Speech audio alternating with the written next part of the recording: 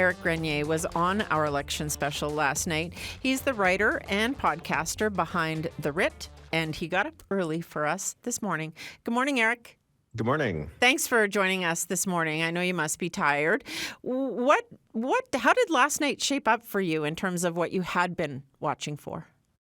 I think that it showed how the NDP did make a lot of the gains that it was supposed to make. It didn't make enough to actually overturn the government. There were a few surprises for me based on what we had seen in the polls going into election night. One of them being the size of the Sask Party's win in the popular vote. It'll probably be whittled down as more of the mail ballots get counted in the next few days. We're still probably looking at about a 10-point win for the Sask Party.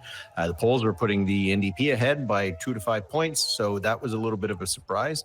But also just that the NDP didn't make the kind of progress that it really needed to do in Prince Albert and Moose Jaw. Those were supposed to be seats that were pretty high up on the NDP target list. And aside from Prince Albert, Northcote, it looks like the NDP came up pretty short in all of those ridings. And when the final count is done, I think we'll find out that those seats ended up being pretty decisive.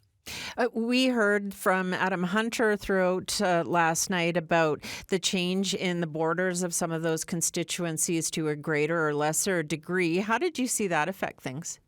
I'm not sure if it had that big of an impact in the end, because we did see that there were some MPs or MLAs, that had to move around from one riding to the other, and it didn't seem to have too much of an effect on the results. I think that what this really was, though, is not the map in terms of the boundaries between the riding, but the boundaries between the cities and the rural areas. Just the stark contrast between how much support the NDP had in Regina and Saskatoon and how much support that the Sask Party had outside of the cities. That's not new. There's always been, as you know, that difference between rural and urban in Saskatchewan. But to see the NDP be almost as strong as the Sask Party was in the rural areas, that's something that certainly was a bit of a surprise. What did you hear from Premier Scott Moe last night as you were listening to his reaction to these results? I was curious what he was going to come out and say, because a win is a win, right? 5 in a row, big deal. This is his second victory, probably going to get over 50% of the vote after everything's counted. That, by any other measure, is a big win. But in the context of Saskatchewan, in the context of having 3 consecutive elections with over 60% of the vote, Scott Moe didn't come out and do a rah-rah, we won, we're the best, that kind of thing that you often hear from party leaders after they win a victory, even if it's close.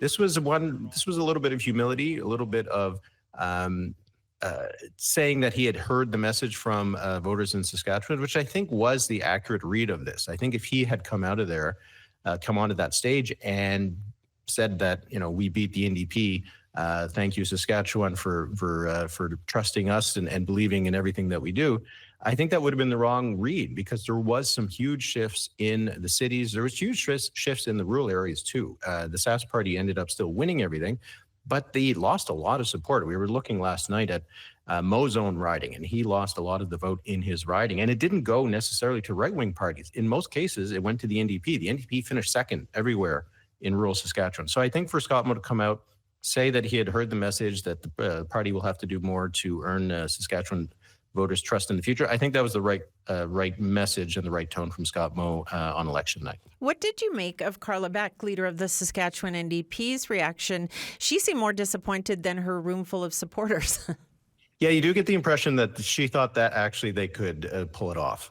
So I think that if you go in there thinking, wishing, hoping that it might turn out and you might become the premier by the end of the night, I don't blame her for being a little disappointed. But it was a big result for the NDP. They haven't had this many seats. They haven't had this amount of the vote since they formed government. And if we were just talking a couple months ago, you would give them no shot to have won this election. They will end up coming pretty close. We'll see what's going to happen with the mail vote. We know what happened last time. They were able to flip some seats. We've seen what happened in British Columbia, where the NDP flipped some seats after the mail vote was counted. But if the NDP ends up at 27, maybe 28 seats after coming with 14, that's a huge achievement for a party that, how long ago was it they were saying that the brand was bringing them down? They needed to change the name. It seems like the party's doing okay. And that Sask Party dominance that we were kind of expecting for the rest of our lives, might not actually be the case. The next election, I think, if the NDP looks to forming government in 2028, that's not an unreasonable goal for them. Eric, the other interesting thing, and you touched on it there, is that the Saskatchewan United Party, the Buffalo Party, all of the options on the right didn't really affect this election, but we know that they've had kind of an outsized role in shaping Saskatchewan Party policy on socially conservative issues. What does this mean for the future of the Saskatchewan United Party? I think that for them, it's probably not going to mean that they have much of a future. There's always room for these small parties on the right. We've seen them in Saskatchewan for a long time. But the idea that they're going to actually win a seat in the future, they didn't really come close anywhere.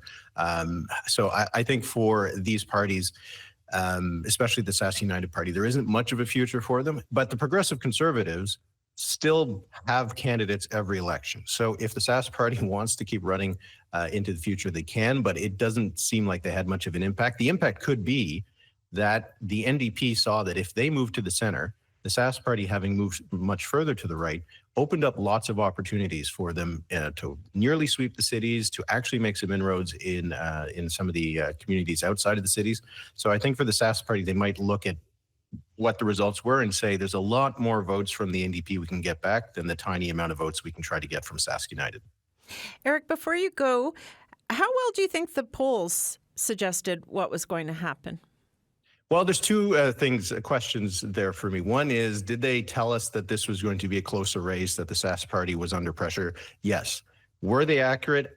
This was not a good result for the polls. And after British Columbia and New Brunswick, just the last couple of weeks, polls did really, really well. So I was expecting that maybe this was going to happen as well in Saskatchewan, that the pollsters had it dialed in correctly. Something didn't go very well for the polls in Saskatchewan because the NDP is maybe going to end up at 41% of the vote if they win the mail ballot in a pretty dramatic fashion. Polls had them at 49 to 50. That is a big miss. So there is going to be a question there of what happened, whether it was a question of the NDP not having the organization to get it out, whether it was an error on the pollsters themselves. That question would need to be answered, but they still did tell us that this was going to be a competitive race, which it was. So in that sense, they did a job, but to me, I think they should have done a lot better than this. You did a great job. Thank you for getting up and joining us again this morning. That was so much fun. Thanks. That's Eric Grenier. He is the writer and podcaster behind The Writ, and he was on CBC Saskatchewan's election special last night with Sam McKeag and Adam Hunter, Murray Mandrick, and Merelda Fiddler-Potter. Adam and Murray will join me after the 7:30 news for a special Ledge Chat edition. Scott Moe has another term as